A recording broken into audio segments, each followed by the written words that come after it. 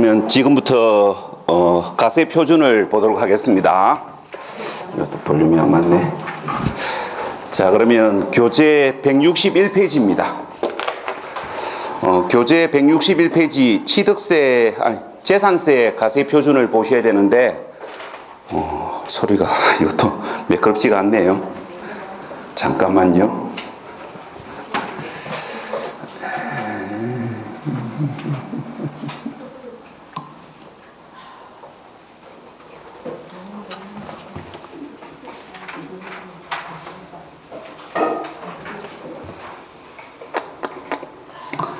일단 가봅시다.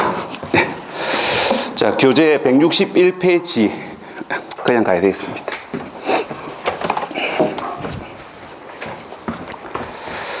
자, 교재 161페이지 보시겠습니다.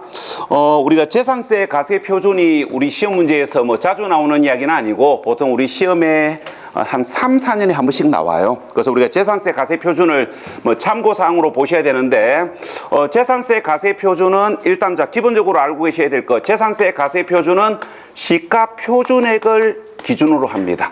그러니까 재산세 가세 표준을 어떤 금액으로 결정하는지를 알고 계셔야 되는데, 우리가 재산세 가세 표준은 시가로 결정하는 것도 아니고 뭐 사실상 취득가액으로 결정하는 것도 아니고 시가 표준액을 기준으로 해요.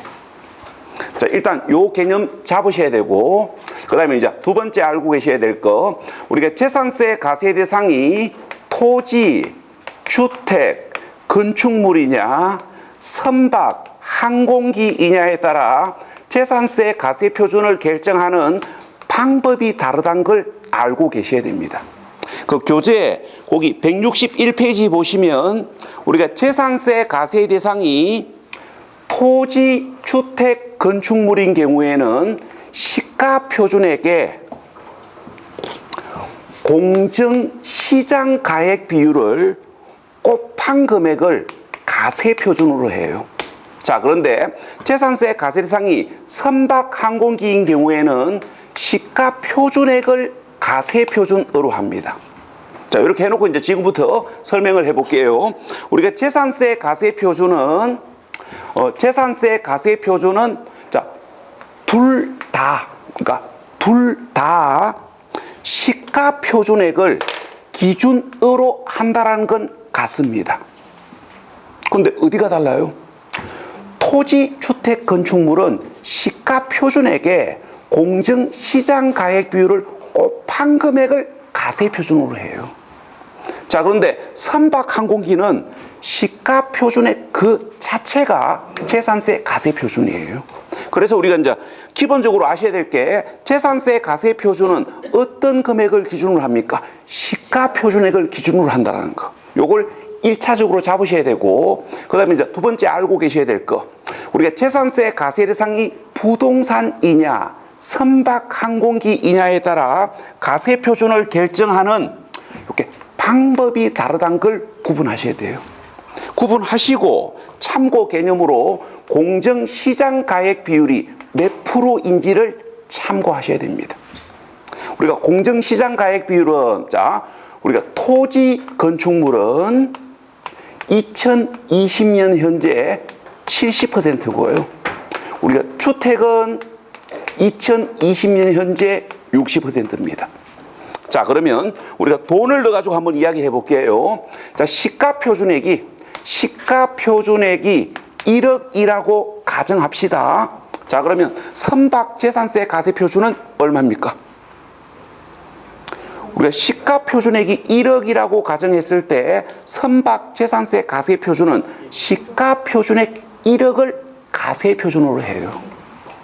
자, 그런데 시가 표준액이 1억이라고 가정했을 때 주택 재산세 가세 표준은 얼마입니까?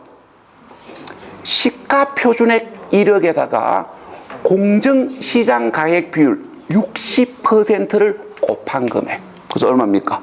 6천만 원. 자, 여기까지가 여러분들이 재산세 가세 표준에서 참고사항으로 알고 계셔야 될 이야기예요. 그러니까 세 가지 개념을 잡으셔야 됩니다. 첫 번째, 재산세 가세 표준은 어떤 금액을 기준으로 하는지. 그 다음에 알고 계셔야 될 거, 재산세 가세 대상이 부동산이냐 선박 항공기이냐에 따라 가세 표준을 결정하는 방법이 다르다라는 거. 그러니까 공정가액 비율을 곱한 금액인지 그냥 시가 표준액인지. 그 다음에 이제 참고하셔야 될 거, 공정시장 가액 비율이 몇 %인지. 자, 그 다음에 교재 몇 페이지 가시냐면은 교재 162페이지 재산세 세율입니다. 자, 이 재산세 세율이 우리 시험에 은근히 자주 나와요. 그러니까 재산세 세율이 우리 시험에 은근히 자주 나오기 때문에 지금부터 재산세 세율을 정리를 좀 하셔야 되는데, 자, 제일 먼저 토지부터 보시겠습니다. 자, 토지부터 설명을 드리면 우리가 재산세 세율과 관련해서 이제 제일 먼저 토지입니다.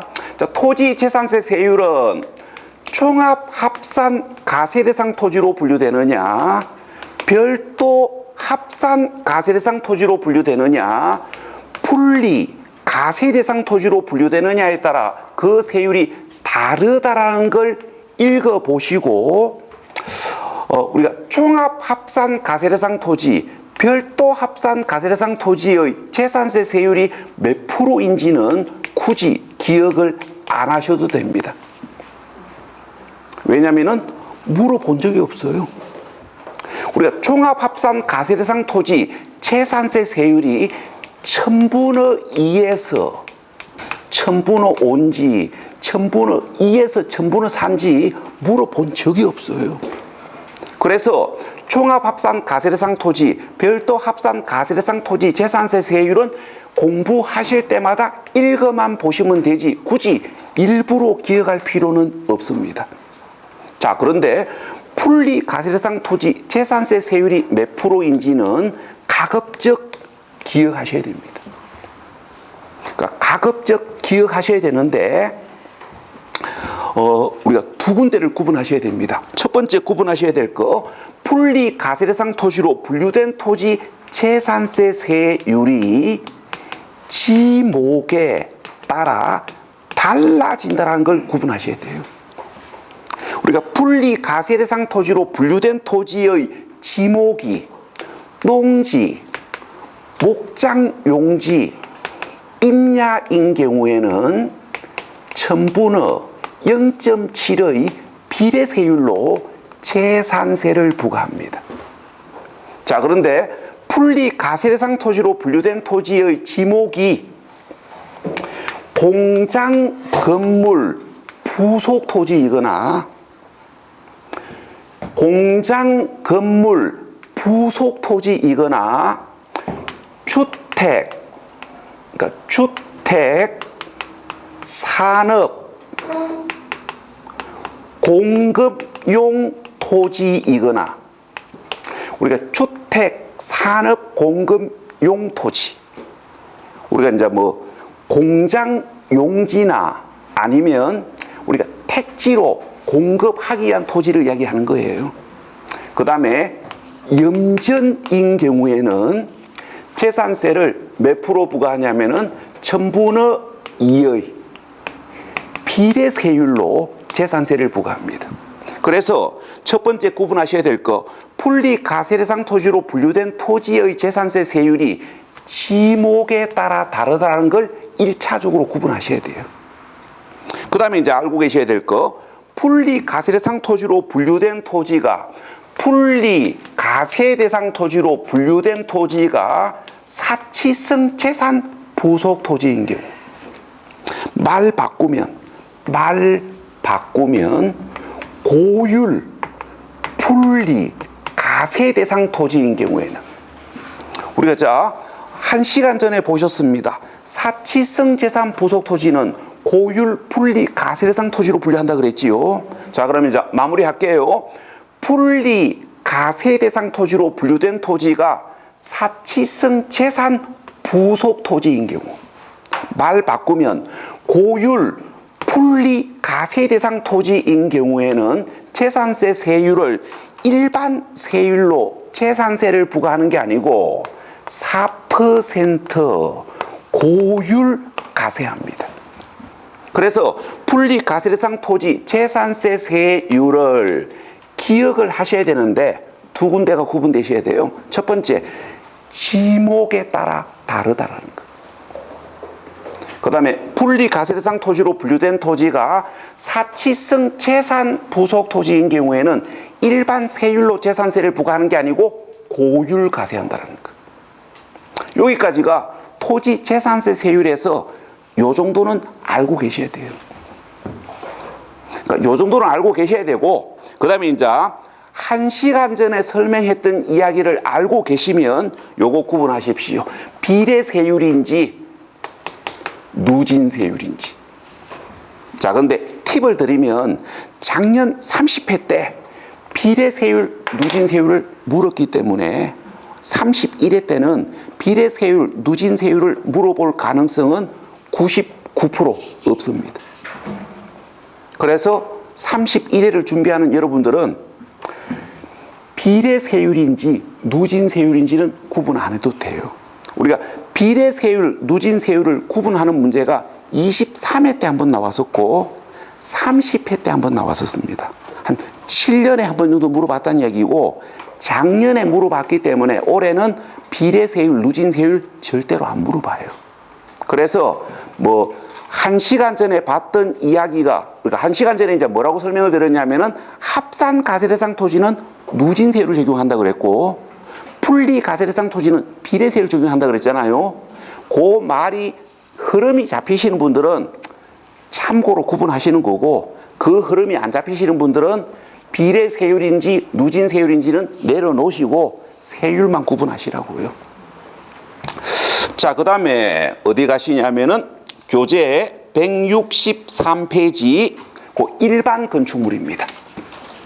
자, 지금부터 우리가 주택 이외의, 그러니까 주택 이외의 건축물, 우리가 주택 이외의 건축물 그러면 이제 누구 이야기하는 거냐면은 뭐 상가라든지 사무실이라든지 빌딩이라든지 공장 건축물이라든지 오피스텔 이야기하는 겁니다. 자, 주택 이외의 일반 건축물에 대한 재산세 세율은 1000분의 2.5의 표준 세율로 재산세를 부과하는 게 원칙입니다. 자, 그런데 이제 요게 단서 조건이 두 가지가 붙습니다. 우리가 이제 주택 이외의 일반 건축물, 구체적으로 상가, 사무실, 오피스텔, 빌딩, 공장 건축물은 1000분의 2.5의 표준 세율로 재산세를 부과하는 게 원칙이에요. 근데 여기 이제 조건이 붙습니다. 그러나 사치성 재산으로, 그러니까 사치성 재산으로 사용하는 경우, 그러니까 사치성 재산으로 사용하는 경우에는 고율 가세한다라는 걸 나름 중요하게 보셔야 됩니다.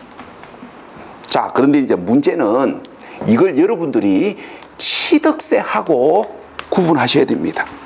그러니까 취득세하고 구분하셔야 되는데, 자, 우리가 이제 취득세부터 이야기해 볼게요. 자, 취득세는 별장, 골프장, 고급 오락장, 고급 선박, 고급 주택을 사치성 재산의 취득으로 보고 취득세를 중과세합니다. 그러니까 어떻게 중과세하냐면은 이렇게 중과세해요. 우리가 표준 세율에, 그러니까 표준 세율에 중과 기준 세율, 중과 기준 세율 2%의 4배에 해당하는 8%를 합한 세율로 취득세를 중과세합니다. 자, 그런데 재산세는 별장, 골프장, 고급 오락장, 고급 선박을 사치성 재산으로 보고 별장, 골프장, 고급 오락장은 4%, 고급 선박은 5% 고율 가세합니다. 자, 그러면 지금부터 시험장 가기 전까지 두 군데를 구분하셔야 돼요. 첫 번째 구분하셔야 될 거, 취득세가 중가세되는 사치성 재산과 재산세가 고율 가세되는 사치성 재산은 종류가 다르다라는 거. 우리 자 머리 글자를 따가지고 취득세는 별, 골, 오, 선, 주, 고급 주택까지를 사치성 재산으로 봐요. 근데 재산세는 별장, 골프장, 고급 오락장, 고급 선박까지를 사치성 재산으로 보는 것이지, 자, 재산세에서 고급 주택은 취득세와 달리 사치성 재산으로 보지 않는다라는 거. 요게 취득세하고 구분이 되셔야 됩니다. 그 다음에 이제 구분하셔야 될 거. 여기가 구분되셔야 돼요. 4%인지 5%인지. 4%인지 5%인지. 요게 우리 시험 29회 때 문제 아닙니까? 고급 선박만 5%고 나머지는 4%예요. 그러니까 4%인지 5%인지 요게 구분되고, 우리가 재산세에서는 고급 주택을 사치성 재산으로 보지 않는다는 게 구분이 되면 실수 없이 답을 찾는 거고, 요게 이제 구분이 안 되면 낚이는 거예요. 자, 그 다음에 이제 요게 단서 조건. 자, 두 번째 단서 조건입니다. 자, 우리가 여기 이제 두 번째 단서 조건이, 거기 이제 여러분들 교재 보시면 여기 이제 조건이 붙습니다. 뭐라고 조건이 붙었냐면은 교재 163페이지 거기 2번 건축물. 그러니까 교재 163페이지 그 2번 건축물 갈로 1번에 보시면 사치성 재산으로 사용하는 경우에는 첨부는 40이라고 되어 있고요. 그 다음에 그 갈로 2번에 뭐라고 되어 있냐면은 시지역의 주거지역 및 해당 지방자치단체의 조례로 정하는 지역에 소재하는 공장 건축물. 자, 그 이야기를 지금부터 정리를 해 봅시다. 자, 그 이야기를 지금부터 정리해 보면, 우리가 시지역의, 그러니까 시지역의 주거지역 등에 소재하는 공장 건물. 그러니까 시지역의 주거지역 등에 소재하는 공장 건물. 우리 시지역의 주거지역이나 상업지역에 공장 건물이 소재하는 경우도 있어요. 자, 그러면 우리가 시지역의 주거지역이나 상업지역에 공장 건물이 있으면 우리가 민원이 많이 들어옵니다. 아파트 사시는 분들이 뭐 합니까? 구청에다가 계속 민원을 넣어요. 시끄럽다, 공해 물질 나온다, 그 민원이 들어오기 때문에 이 공장을 뭐 해야 됩니까? 공업지역이나 아니면 군지역으로 이전을 유도해야 될 거 아닙니까? 그래서 공장 사장님이 오락해서 가락하면 갑니까? 안 갑니다. 그래서 뭐 하는 겁니까? 공업지역이나 군지역으로 이전을 유도하기 위해 가지고 일반 공장 건물, 일반 공장 건물 재산세 세율의 2배인 천분의 5의 세율로 재산세를 고율 가세합니다. 뭐 적절한 비유가 될지는 모르겠는데, 내가 상가 건물을 하나가 있는데 세입자가 얄미워 죽겠을 때 뭐 하시면 됩니까? 월세를 터무니없이 올리면 알아서 나가십니다. 뭐 적절한 비유가 되는지 모르겠습니다. 결론은 이거예요. 주거지역이나 상업지역에 있는 공장 건물을 공업지역이나 군지역으로 이전을 유도하기 위해서 일반 공장 건물 재산세보다는 더 높은 세율로 고율 가세한다고요. 여기까지가 일반 건물 재산세 세율에서 아셔야 될 이야기입니다. 그런데 시험 문제는 주로 사치성 재산 위주로 물어봐요. 그러니까 사치성 재산만 확실하게 딱 잡으시면 공장 건물 몰라도 답 찾을 수 있을 가능성 90% 이상입니다. 그래서 다 다 잡는 게 부담되면 사치성 재산만 잡으십시오. 자, 그 다음에 교재 163페이지 주택입니다. 자, 지금부터 주택 재산세 세율을 보셔야 되는데, 우리가 재산세 세율이 시험에 자주 나오는데 주로 주택 위주로 나와요. 그러니까 주택 위주로 나오면서 어쩌다 한 번씩 토지를 물어보거나 어쩌다 한 번씩 건축물을 물어봐요. 그 어쩌다 한 번이 뭡니까? 작년 30회였습니다. 자, 그럼 이제 지금부터 주택 재산세 세율을 중요하게 보셔야 되는데, 일단 결론부터 이야기하면 주택 재산세 세율이 몇 %인지는 굳이 무리해서 기억 안 하셔도 됩니다. 왜냐하면 지금까지 시험 문제 다 분석해봐도 주택 재산세 세율이 몇 %인지를 가지고 답을 요구한 적은 한 번도 없어요. 1000분의 1에서 1000분의 4의 누진세율을 적용하는지 1000분의 2에서 1000분의 5의 누진세율을 적용하는지 물어본 적이 없습니다. 그래서 주택 재산세 세율이 몇 %인지는 읽어만 보시면 되지 굳이 일부러 기억할 필요는 없고, 지금부터 주택 재산세 세율이 어떤 특징을 가지는지를 잡으셔야 되고, 그게 우리 시험에 2, 3년에 한 번씩 나와요. 자, 첫 번째 특징, 주택법상 주택을 주택으로 사용하느냐 별장으로 사용하느냐에 따라 재산세 세율이 다르다라는 거. 요게 시험에 한 번씩 나옵니다. 그러니까 주택법상 주택을 주택으로 사용하는 경우에는 최저 1000분의 1에서 최고 1000분의 4의 누진세율로 재산세를 부과하지만, 주택법상 주택을 주택으로 사용하는 게 아니고 별장으로 사용하는 경우에는, 자, 조금 전에 보셨습니다. 별장은 사치성 재산 아닙니까? 그러니까 별장으로 사용하면 별장은 사치성 재산에 해당되기 때문에 뭡니까? 4% 고율 가세합니다. 그래서 첫 번째 구분하셔야 될 거, 주택으로 사용하느냐 별장으로 사용하느냐에 따라 세율이 다르다. 요게 구분되셔야 돼요. 그 다음에 이제 두 번째 구분하셔야 될 거, 고급 주택에 대하여 재산세를 어떻게 부과하는지를 옆집 취득세하고 헷갈리시면 안 돼요.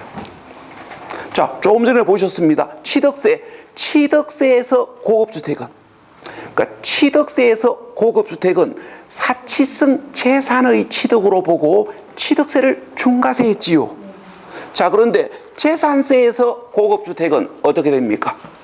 재산세에서 고급주택은 사치성 재산으로 보지 아니하고 일반 주택과 동일하게 가세합니다. 사치성 재산으로 보지 않고 일반 주택과 동일하게 가세해요.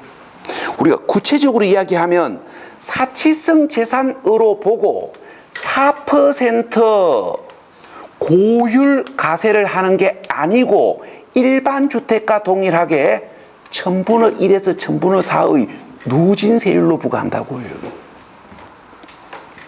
자, 그 다음에 세 번째 보셔야 될 거. 자, 한 사람이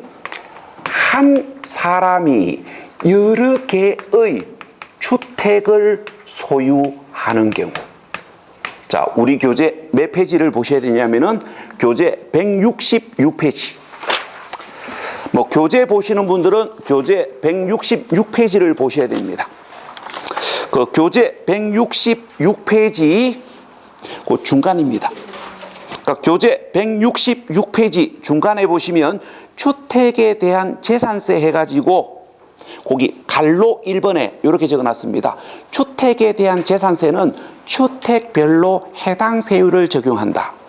이게 우리 시험 28회 때 문제예요. 자, 그림으로 설명하면 이렇습니다.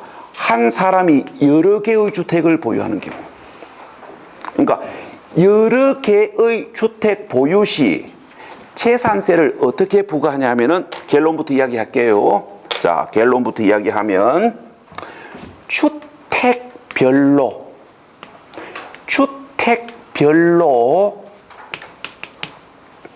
각각 세율을 적용합니다. 그러니까 여러 개의 주택 보유 시 재산세는 주택별로 각각 세율을 적용해요. 자, 이거는 여러분들이 어거지로 기억할 이야기가 아니고 2시간 전에 보신 재산세 성격을 가져오셔야 됩니다. 자, 2시간 전에 재산세 성격에서 뭐라고 배우셨냐면은 토지 재산세는 소유자별로 합산하여 가세하는 게 원칙이지만 주택 재산세는 여러 개의 주택을 보유하더라도 개별 주택마다 각각 개별 가세한다 그랬지요. 그래서 주택별로 각각 세율을 적용한다고요. 근데 시험장 가면 여러분들을 한번 꼬셔봅니다.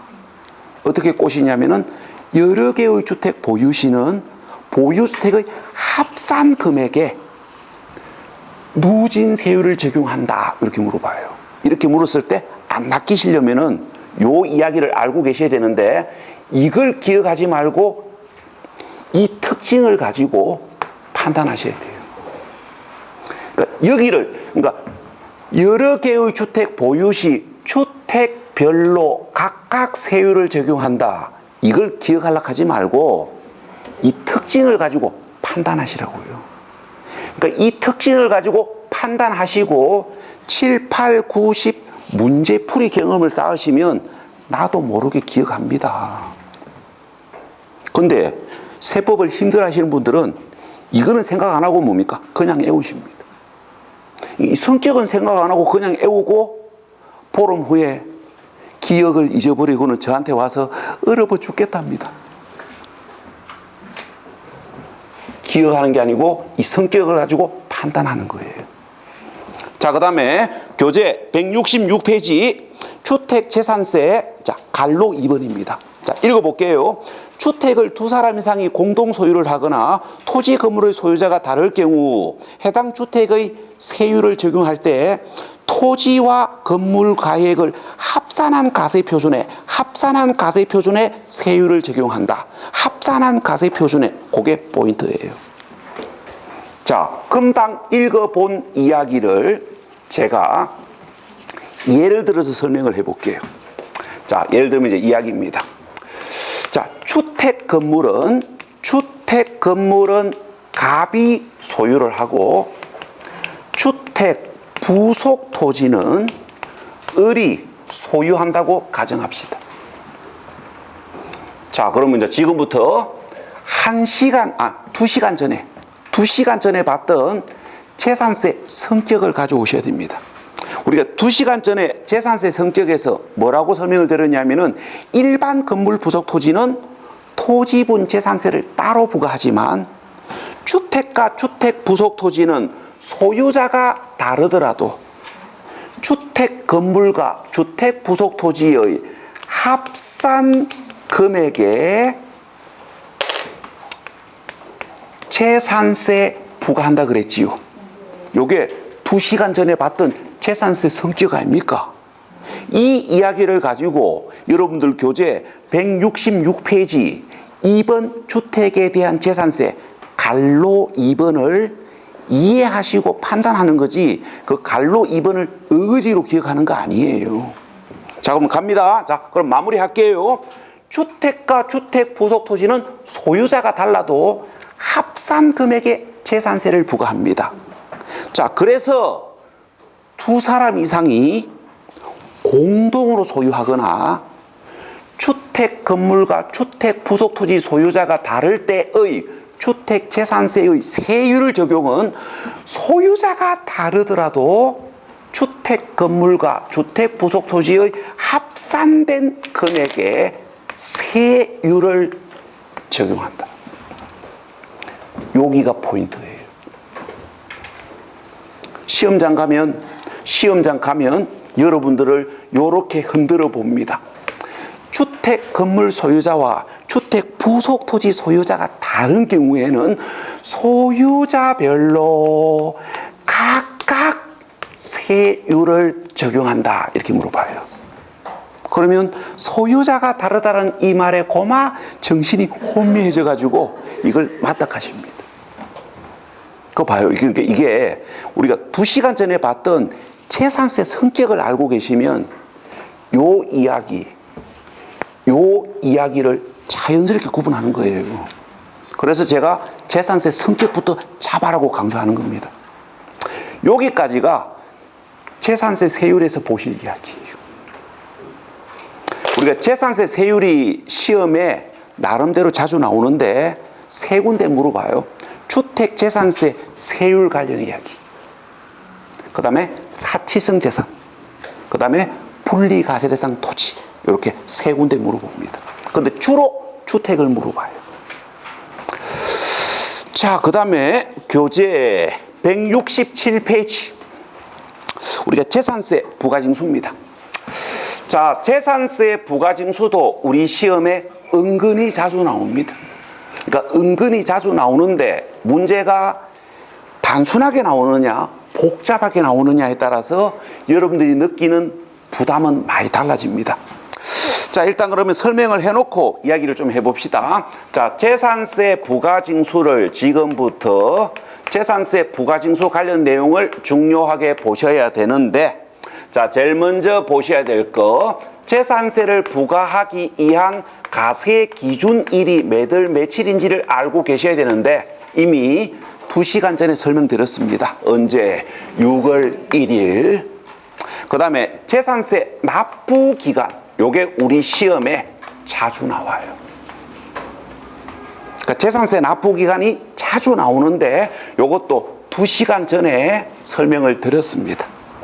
아까 2시간 전에 재산세 성격에서 일반 건물 부속 토지와 주택 부속 토지 가세가 다르다는 걸 설명하면서 납부 기간을 살짝 설명을 드렸었습니다. 자, 그럼 이 납부 기간을 중요하게 보셔야 되는데, 결론, 가세 대상 종류에 따라 납부 기간이 다르다라는 게 구분되셔야 돼요. 그러니까 가세 대상 종류에 따라 납부 기간이 다르다는 걸 구분하셔야 되는데, 시험 문제에서 완벽한 날짜를 물어본 적은 없습니다. 예를 들어서 건물 재산세 납부 기간은 7월 16일부터 7월 31일까지입니다. 근데 이걸 시험 문제에서 건물 재산세는 7월 15일부터 7월 31일 사이에 납부한다. 7월 16일부터를 7월 15일부터 요 딱으로 물어본 적은 없습니다. 이거는 뭡니까? 중개사법 출제 수준 아닙니까? 우리가 중개사법은 이렇게 뭡니까? 말장난을 치지요. 중개사법은 글자 하나 바꿔놔놓고 틀린 걸 찾아라 합니다. 근데 세법은 요 딱으로 묻지는 않아요. 그래서 이 납부 기간을 완벽하게 기억하는 게 번거로우신 분들은 매달 달인지만 기억하시면 됩니다. 그래서 이제 읽어보시고 매달 달인지만 기억하시면 돼요. 6월 달인지 7월 달인지 9월 달인지 10월 달인지 그것만 기억하시면 됩니다. 자, 그래서 우리가 건축물은 언제? 7월 말, 토지는 9월 말, 그 다음에 주택은 7월 말과 9월 말에 50%씩 나누어서 징수하는 게 원칙이에요. 근데 이게 혹이 붙었지요. 그러나 주택 재산세가 20만 원 이하인 경우에는 7월 말에 한꺼번에 징수할 수도 있다. 이걸 구분하는 문제가 우리 시험에 은근히 자주 나오는데 여러분들 이렇게 한 번씩 낚아봅니다. 언제입니까? 27회 때인가 이렇게 물었어요. 27회 때 이렇게 물었습니다. 토지 재산세가 20만 원 이하인 경우에는 7월 말에 한꺼번에 징수할 수도 있다. 어디서 본 적이 있다고 맞답니다. 아, 그거는 주택 재산세고 우리가 토지 재산세는 뭡니까? 금액에 관계없이 무조건 9월 말. 그러니까 몇월 달인지만 구분하시면 돼요. 이게 몇월 달인지만 구분하시면 되는데 이걸 세법 공부를 띄엄띄엄 하시는 분들은 나중에 순간적으로 헷갈려요. 그러니까 여러분들이 보면 거기 보면은 봐봐요. 이 보면 6월 달에도 세금을 내고 7월 달에도 세금을 내셨습니다.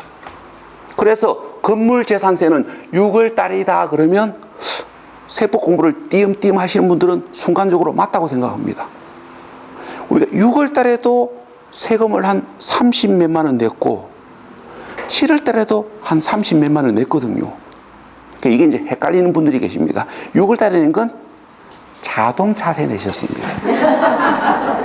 7월 달에 낸 게 뭡니까? 건물 재산세예요. 이게 이제 그래서 이 건물 재산세는 6월 달이다 그러면 순간적으로 자동차세하고 헷갈려가지고 맞닥하시는 분들이 있어요. 그래서 이걸 시험에서 뭡니까? 자주 물어봐요. 왜? 혼동하시는 분들이 계시거든요.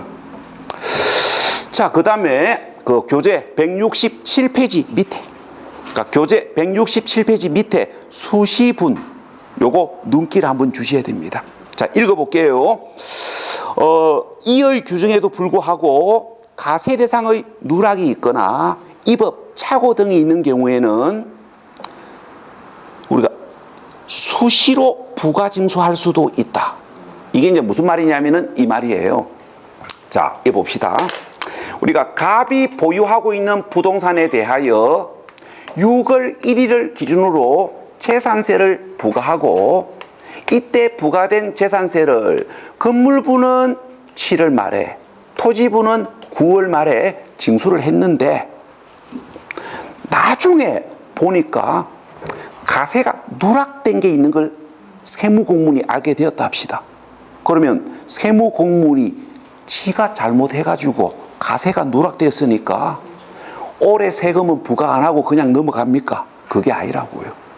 가세가 누락된 사실을 알게 되었을 때 납부기간이 지났다 할지라도 세무공무원이 수시 부과할 수 있다고. 이 말이 무슨 말인지 느낌 오시면 교재 167페이지 수시분 그거 눈길 한번 주시고요. 자, 그 다음에 교재 168페이지 징수 방법. 자, 재산세 징수 방법은 2시간 전에 재산세 성격에서 이미 설명을 드렸습니다. 재산세 징수는 세무공무원이 세액을 결정하고 세무공무원이 납세 고지서를 고지하여 징수하는 보통징수. 말 바꾸면 부가가세 제도에 의하여 부가징수합니다. 그러니까 여기까지는 우리가 1시간 전에 2시간 전에 재산세 성격에서 이야기 드린 거고, 자, 그럼 여기다가 이제 몇 가지 이야기를 추가하셔야 됩니다. 첫 번째 추가하셔야 될 거. 우리가 재산세를 보통 징수를 하기 위해서는 납세 고지서를 발급을 해야 될 거 아닙니까? 우리가 보통 징수가 뭔지를 생각하셔야 돼요. 세무공무원이 세액을 결정하고 세무공무원이 납세 고지서를 고지하여 징수하는 게 보통 징수예요. 그러면 보통 징수를 하기 위해서는 납세 고지서를 발급을 해야 되는데 납세 고지서를 언제까지 발급해야 되는지 그게 여러분들 교재 168페이지 징수 방법 갈로 1번 2항입니다.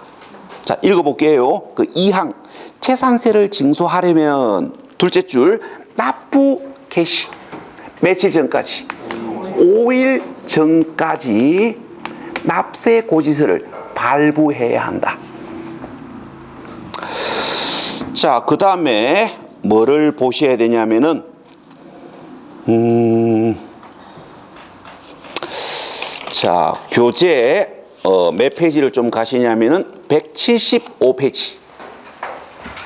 그러니까 교재 175페이지 가셔가지고 우리가 재산세 납세 고지서에 병기되는 조세에 어떤 조세가 있고 부과되는 조세에 어떤 조세가 있는지 시간이 충분하신 분들은 눈길을 한번 주셔야 됩니다.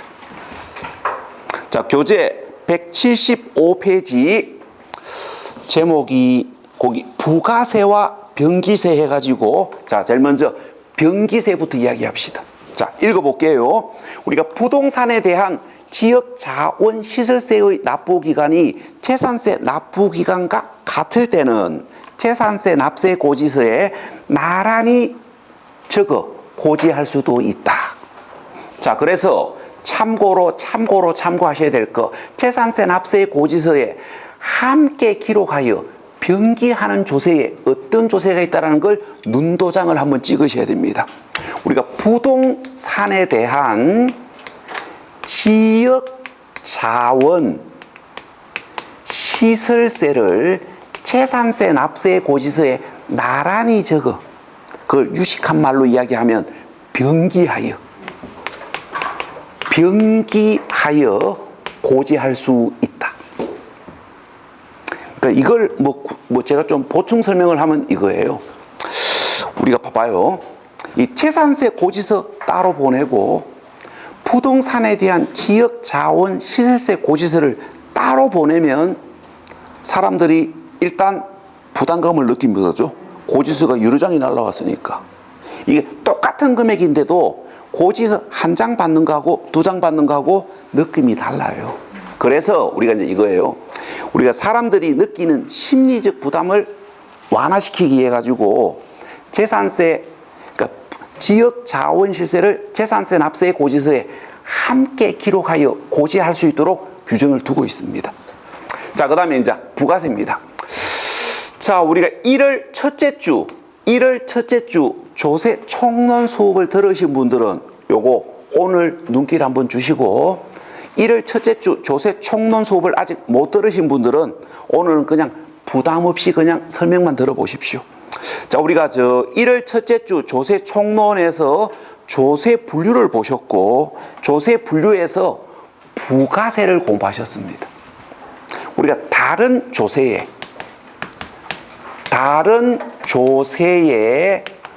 부가하여, 그러니까 다른 조세에 부가하여 부가하는 조세를 부가세로 분류합니다. 그러니까 다른 조세에 부가하여 다른 조세에 덧붙여서 부가하는 조세를 우리가 부가세로 분류해요. 우리가 좀 직설적으로 현실적으로 이야기하면 다른 조세에 빈대붙는 조세가 뭡니까? 부가세입니다. 그러니까 세금에 빈대붙는 세금이 뭡니까? 부가세라고요.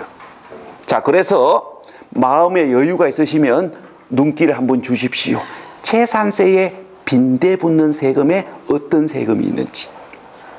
우리가 재산세에 빈대붙는 세금에 지방교육세가 있습니다.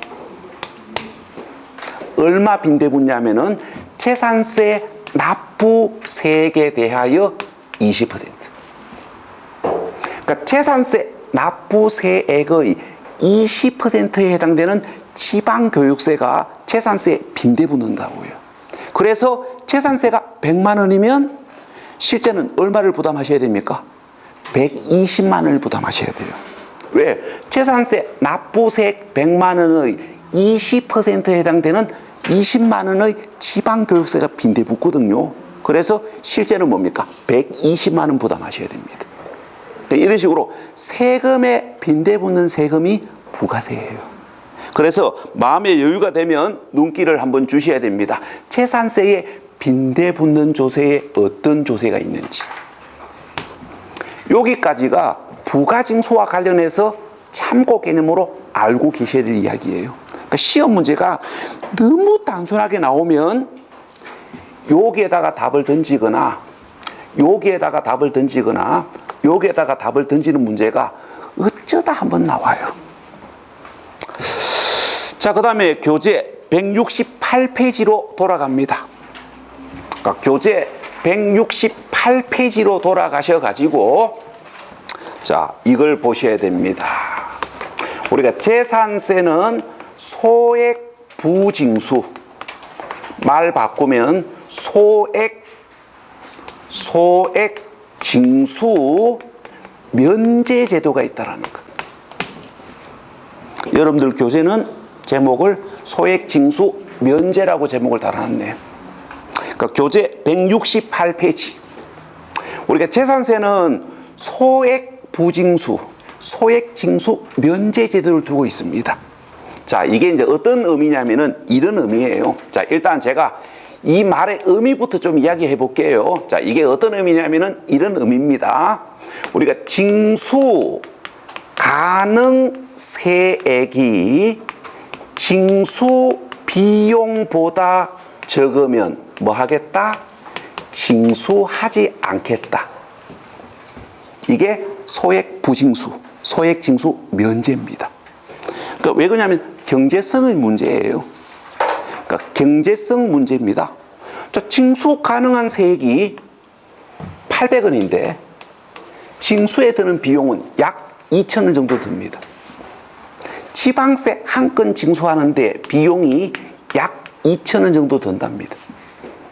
어떻게 해서 2,000원 나왔는지는 저도 잘 모르겠고 하여튼 뭐 행정기관에서 그렇게 이야기하고 있습니다.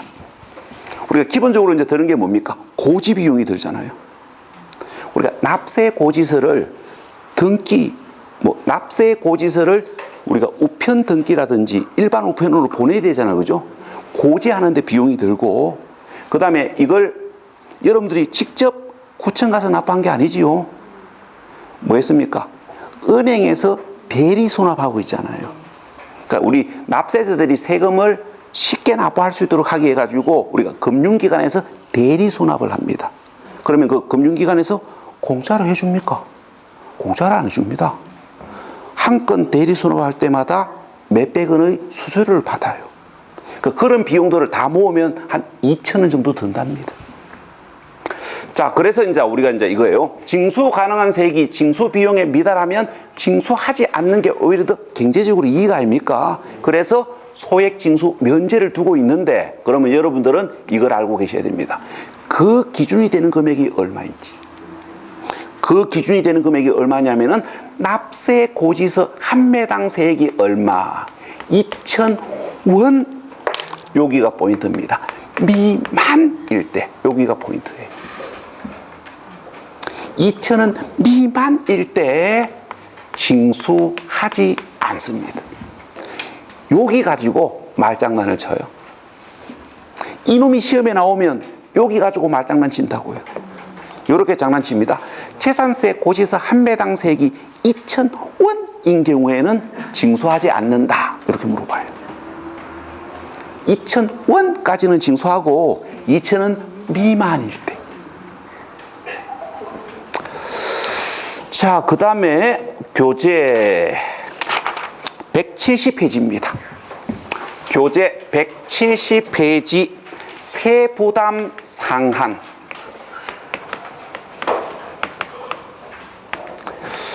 자, 세부담 상한. 자, 세부담 상한은 우리 시험에 잘 안 물어보는데 29회 때인가 물어봤습니다. 그래서 당분간은 안 나올 것 같기도 합니다. 그래서 지금부터 제가 하는 설명이 부담스럽지 아니하신 분들은 혹시 하는 마음으로 세부담 상한을 정리하시고, 많이 부담스러우시면 29회 때 물어봤는데 뭐 또 물어보겠노, 그런 마음으로 버리시면 됩니다. 자, 일단 세부담 상한이 뭔지부터 설명해 볼게요. 세부담 상한이 뭐냐면은 이거예요. 자, 제가 세부담 상한을 현실적으로 설명을 해 볼게요. 자, 여러분들 아파트 가격이 2배가 올랐다 합시다. 그랬으면 좋겠지요. 예. 2배가 올랐자, 아파트 가격이 2배가 올랐을 때, 그렇다고 재산세를 2배를 올리면 4월 15일 날 여당 찍어줄 겁니까? 세금 올리는데 좋아할 사람 아무도 없습니다. 이 봐봐요. 아파트 우리 집 가격이 올라가는 거는 용서가 되는데 세금 오르는 거는 용서가 안 됩니다. 그래서 우리가 이제 이거예요. 부동산 가격이 아무리 급등을 하더라도 보유 관련 세금을 올릴 수 있는 상한을 두고 있습니다. 이게 뭡니까? 세부담 상한이에요. 그러니까 부동산 가격이 아무리 급등을 하더라도 보유 관련 세금을 올릴 수 있는 상한선을 두고 있는데 이걸 우리가 세부담 상한이라고 이야기합니다. 그래서 세부담 상한은 보유 관련 조세만 있어요. 우리가 취득 관련 조세, 양도 관련 조세는 세부담 상한이 없습니다. 왜 그러냐면은 뭐 이런 이야기는 몰라도 되는데 부동산 취득 관련 조세, 부동산 양도 관련 조세는 세부담 상한이 없습니다. 왜? 그에 비례해 가지고 조세를 부담할 능력이 있기 때문에. 봐요. 10억짜리 부동산을 취득하는 사람은 그에 비례해서 취득세를 부담할 능력이 있는 거고 1억짜리 부동산을 취득한 사람은 그에 비례해서 취득세를 부담할 능력이 있는 거예요. 그래서 취득 관련 조세는 뭡니까? 세부담 상한이 없습니다. 그래서 취득 관련 세금은 그 세금이 10억, 90억이라도 뭡니까? 다 내야 됩니다. 양도 관련 조세도 마찬가지예요. 자, 그런데 보유 관련 조세는 뭡니까? 세부담 상한을 두고 있는데 그 세부담 상한이 우리가 이제 재산세 기준으로 재산세 기준으로 가세대상 종류에 따라 다릅니다. 우리가 재산세 세부담 상한은 직전 연도 세액의 100분의 150을 초과할 수가 없습니다. 이 이야기를 여러분들 교재는 이렇게 적어놨습니다. 교재 170페이지. 자, 읽어볼게요. 토지, 건축물, 주택에 대한 재산세의 산출세액이 대통령으로 정하는 방법에 따라 계산한 직전연도 세액의 직전연도의 해당 재산에 대한 재산세 상당액의 100분의 150을 초과하는 경우에는 100분의 150에 해당되는 금액을 징수할 세액으로 한다. 이렇게 돼 있지요. 그 이야기는 뭡니까? 직전연도 세액의 100분의 150을 초과할 수는 없다고요. 그러니까 이야기예요. 내가 2019년에 우리가 A 부동산에 대하여, 그러니까 A 부동산에 대하여 2019년에 재산세를 100만 원을 납부했는데 우리가 A 부동산이 가격이 폭등함으로 인하여 공시가격이 급등했고 그래서 2020년 재산세를 산출을 해보니까 2020년도 재산세 산출세액이 190만 원이 산출되었다 합시다. 자, 그러면 당해 연도의 산출된 세액이 직전 연도 세액의 100분의 150을 초과하지요. 그러면 이때는 어떻게 한다고요? 직전 연도 세액의 100분의 150에 해당되는 150만 원만 징수하고 100분의 150을 초과하는 금액 40만 원은 징수 안 한다고요. 이게 세부담 상한이 가지는 의미입니다. 그러니까 이 이야기를 단순 정리하면 이렇게 되는 거예요. 직전 연도 세액의 100분의 150을 초과할 수는 없습니다. 자, 그런데 이제 이게 단서 조건이 붙어요. 그러나 주택인 경우에는 어떻게 됩니까? 여러분들 교재 주택인 경우에는 공시가액의 크기에 따라 세부담 상한이 달라집니다. 주택 공시가액이 3억 이하인 경우에는 직전 연도 세액의 100분의 105를 초과할 수 없고 3억 초과 6억 이하인 경우에는 직전 연도 세액의 100분의 110을 초과할 수 없고 주택 공시가액이 6억을 초과하는 경우에는 직전 연도 세액의 100분의 130을 초과할 수가 없습니다. 이게 이제 우리 시험에 자주 나오는 이야기는 아니에요. 그런데 29회 정도에 물어봤습니다. 그래서 당분간은 출제될 가능성이 많이 떨어지기 때문에 세부담 상한의 의미를 알고 계시고 그 다음에 이제 이게 구분되시는 분들은 눈길을 주시면 됩니다. 이게 구분되시는 분들, 재산세 세부담 상한은 가세대상 종류에 따라 다르다. 그러니까 재산세 가세대상이 토지 건축물이냐 주택이냐에 따라 다르다. 그 다음에 주택인 경우에는 공시 가액의 크기에 따라 다르다. 이게 구분되면 눈길 한번 주시고, 세부담 상한이 무슨 말인지도 모르겠고, 가세대상 종류에 따라 다르고 공시가액의 크기에 따라 다르다는 말이 전혀 다가오지 않는 사람들은 그냥 내려놓으십시오. 29회 때 물어봤기 때문에 당분간 물어볼 가능성은 많이 적습니다. 자, 그 다음에 교재 172페이지. 자, 172페이지 분납 물납. 172페이지 분납 물납을 중요하게 보셔야 됩니다. 작년 30회 때 재산세 물납이 시험에 나왔었어요. 하여튼 분납이 나오든 물납이 나오든 둘 중 한 놈은 시험에 나올 가능성이 아주 높습니다. 그런데 이제 문제는 이게 문제입니다. 시험장에서 그러니까 분납을 물어보든 물납을 물어보든 둘 중 한 놈이 시험에 나올 가능성이 절대적이에요. 그런데 이제 문제는 이게 문제입니다.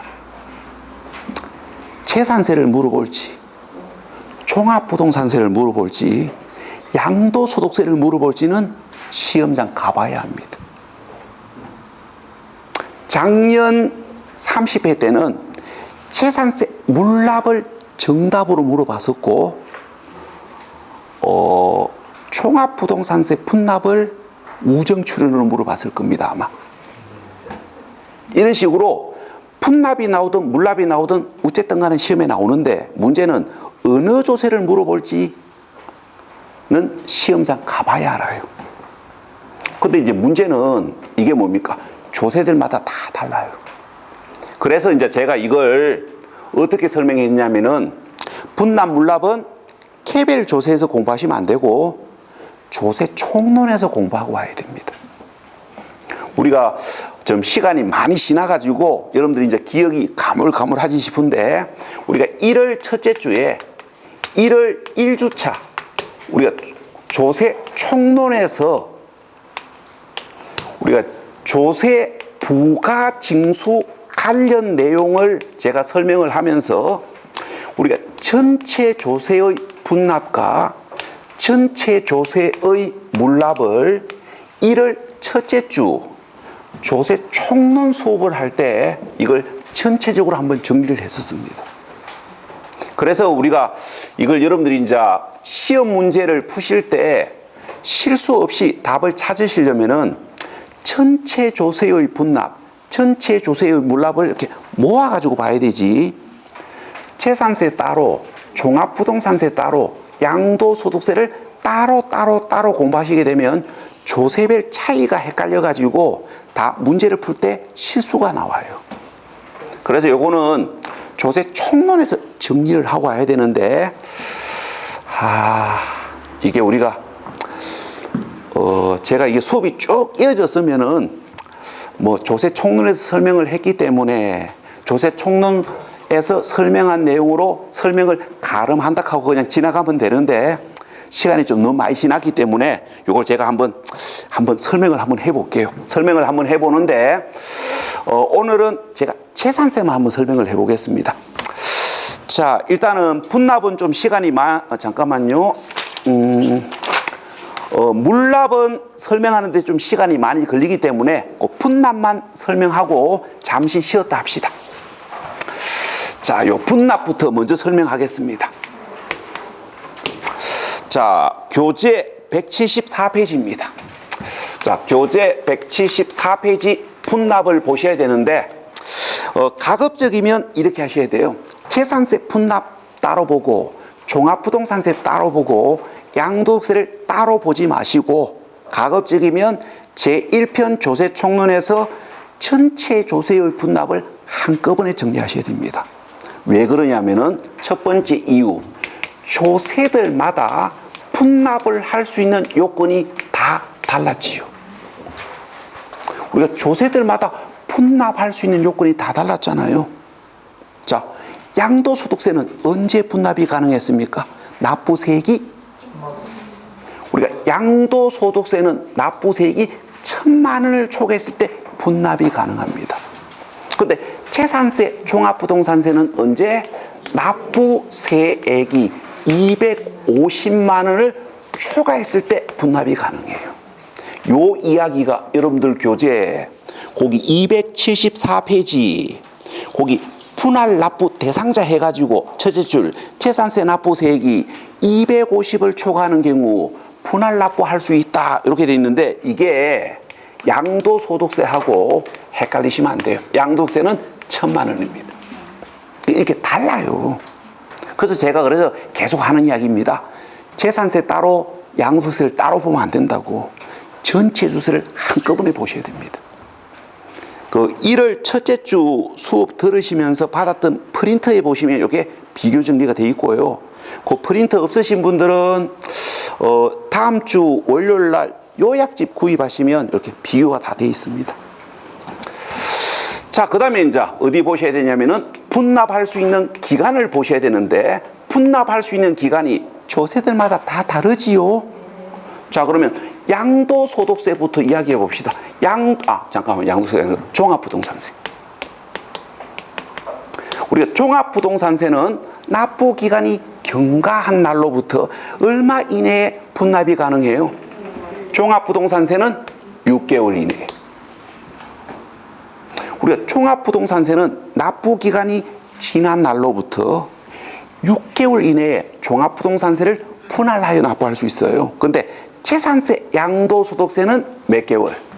납부기간이 지난 날로부터 2개월 이내. 우리가 종합부동산세는 6개월이고 재산세, 양도소득세는 2개월이에요. 그거 봐요. 이게 따로따로 볼 일이 아니잖아요. 재산세 따로 보고 종합부동산세 따로 보면 이게 순간적으로 다르다라는 걸 깜빡하시는 거예요. 그 교재 174페이지는 재산세입니다. 그래서 거기 보시면 둘째 줄 납부기간이 지난 날로부터 2개월 이내라고 되어 있어요. 이거는 재산세 분납기간은 2개월인데 종합부동산세는 6개월이에요. 자, 그 다음에 분할 납부 신청. 우리가 분할 납부 신청 기간은 다행스럽게도 모든 조세가 똑같습니다. 우리가 분할 납부 신청 기간은 모든 조세가 동일하게 언제까지? 납부 기한 이내에. 자, 그 다음에 이제 분납 가능한 금액 크기를 보셔야 되는데 이것도 뭡니까? 조세들마다 다 달라요.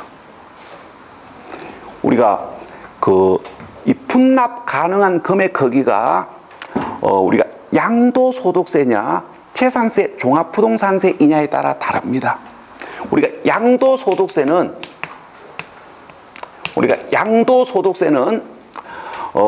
양도소득세로 납부해야 할 세액이 양도소득세로 납부해야 할 세액이 2천만 원 이하냐 양도소득세로 납부해야 될 세액이 2천만 원을 초과하느냐에 따라 분납 가능한 금액 크기가 다르지요. 자, 그런데 재산세, 종합부동산세는 우리가 재산세, 종합부동산세로 납부해야 할 세액이 500만 원 이하냐 500만 원을 초과하느냐에 따라 우리가 분납 가능한 금액 크기가 달라집니다. 혹시 작년에 세법을 공부한 기억을 가지고 계시는 분들 재산세 분납 요건이 올해 개정됐고요. 작년에 세법을 공부한 기억을 가지고 계시는 분들 재산세 분납 요건이 올해 개정됐습니다. 그 다음에 재산세 분납 가능한 금액 크기의 기준이 되는 금액이 올해 개정됐어요. 우리가 재산세로 납부해야 될 세액이 500만 원 이하인 경우에는 250만 원 초과 금액을, 재산세로 납부해야 될 세액이 500만 원을 초과하면 납부해야 할 세액 중 50% 이하 금액을 납부 기간이 지난 후에 납부할 수 있습니다. 달라요. 그래서 이걸 재산세 따로 보시고 종합부동산세 따로 보시고 양도세를 따로 보는 게 비효율적인 거예요. 좀 힘들더라도 전체 조세를 한꺼번에 정리하셔야 됩니다. 그게 언제입니까? 우리가 조세 총론에서 전체를 한꺼번에 정리하셔야 됩니다. 그래서 혹시 뭐 아직 조세 총론 수업을 못 들으신 분들은 봅시다. 조세 총론이 6월 마지막 주에 한번 쫙 정리가 될 겁니다. 그때 요거 잡으시면 돼요. 자, 그럼 이렇게 해서 분납은 마무리 짓고 잠시 쉬었다가 물납 보시겠습니다.